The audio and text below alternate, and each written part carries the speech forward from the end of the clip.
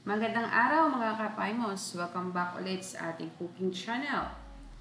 Kung bago pa po kayo sa channel na ito, welcome po! Paki-click po yung subscribe button at please click the notification para po ma-notify kayo sa ating mga bagong video. Ngayong araw na ito, magluluto ulit tayo ng chicken siopao. Yan, di ba po? Ang sarap tingnan at ang ganda po nila. So, paano po ito gagawin? Tumutok lang po kayo at akin po kayong tuturuan. Tayo na!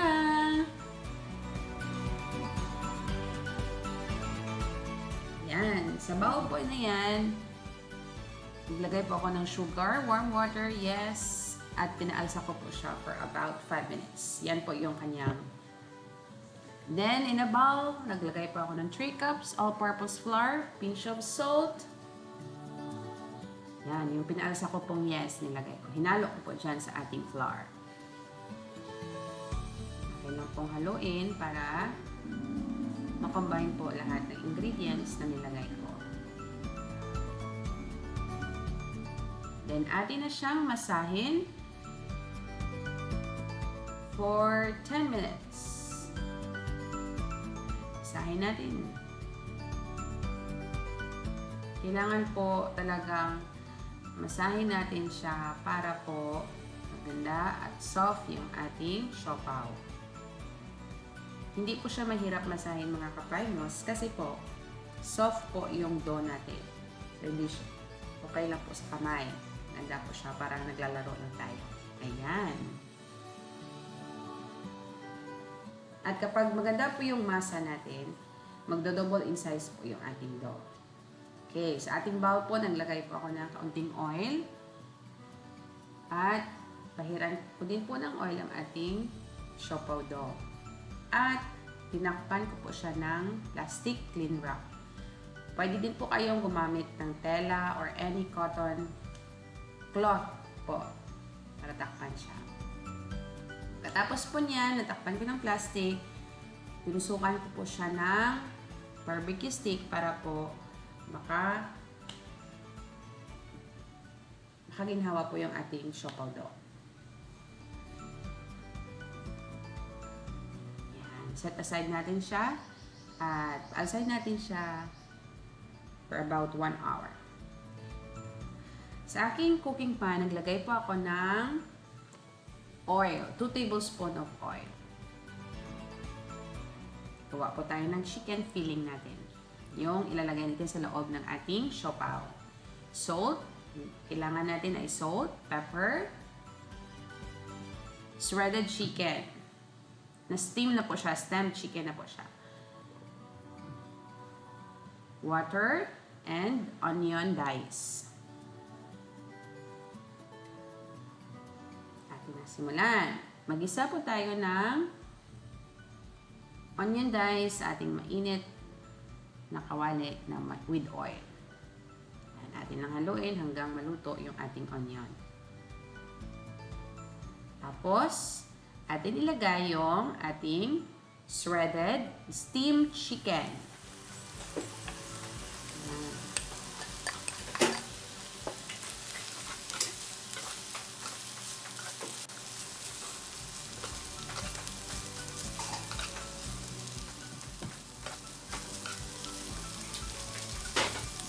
Then, lagyan natin ng kaunting water. Haluin.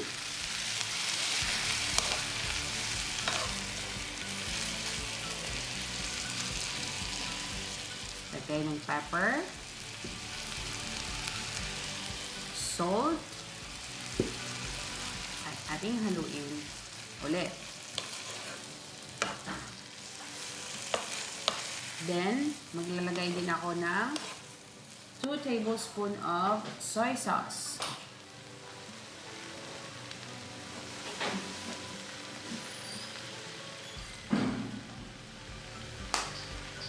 At 1 tablespoon of sesame oil.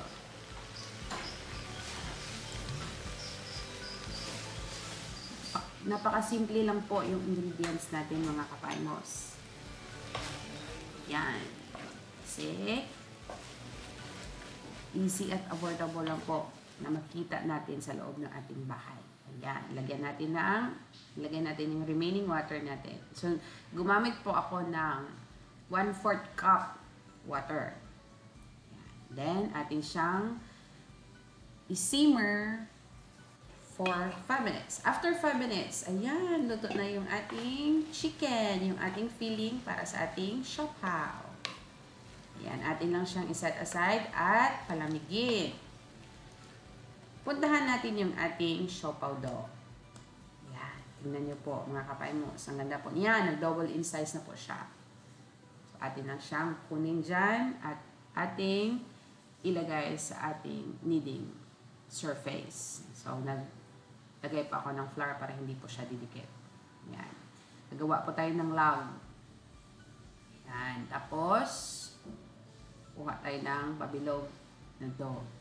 So, yung sa amin po, tansya-tansya lang. Kasi po, kami lang po yung kakain. Pero kung gusto nyo pong panegosyo, pwede nyo po siyang kiluhin para po same size at same pag maluto na yung siopao. Ayan, lagay yung filling. At nilagyan ko po siya ng boiled egg. So, optional po yung boiled egg natin mga kapaimos. Yung ginamit ko pong boiled egg, sa isang buong itlog, kinat ko po siya ng 4 pieces. Tapos, 1/4 po nilagay ko sa aking siopao. Kasi hindi naman sobrang sarap ang siopao ko, sobrang laki yung itlog sa loob. Diba po, mga kapaimos? Ayan. Pero depende po sa inyo kung gusto nyo isang buong itlog, depende po sa inyo. Pwede din kayong gumamit ng quail egg para hindi sobrang laki. Ayan.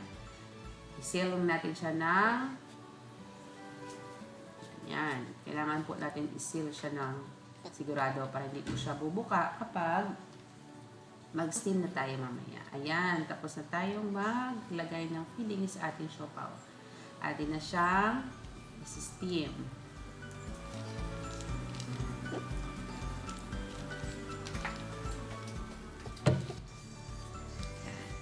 So, kailangan po talaga natin maglagay ng paper. So, ginamit ko po na paper is parchment paper para hindi po siya didikit. At kasi po, kapag walang paper, pag maluto na, didikit po yung siopao natin sa ating steamer. Ayan. After 5 minutes, ito na po yung ating chicken siopao. Ayan. Tingnan natin. Diba po, napaka-soft ng ating dough. At sobrang sarap. Mukhang masarap. Titikman ko na. Ayan, kapaimos. Ready na po ba kayo? Ating i-dip sa tomato sauce natin. Sobrang sarap. Yung dough po is super soft. At yung ating filling po ay okay. Sobrang sarap. Hindi po siya sobrang maalat. At basta po, sobrang sarap. Gusto nyo pong malaman kung totoo yung sinasabi ko, just try po. Magluto po kayo. Thank you for watching mga kapaimos. I hope po may na-learn kayo ngayon sa ating cooking video.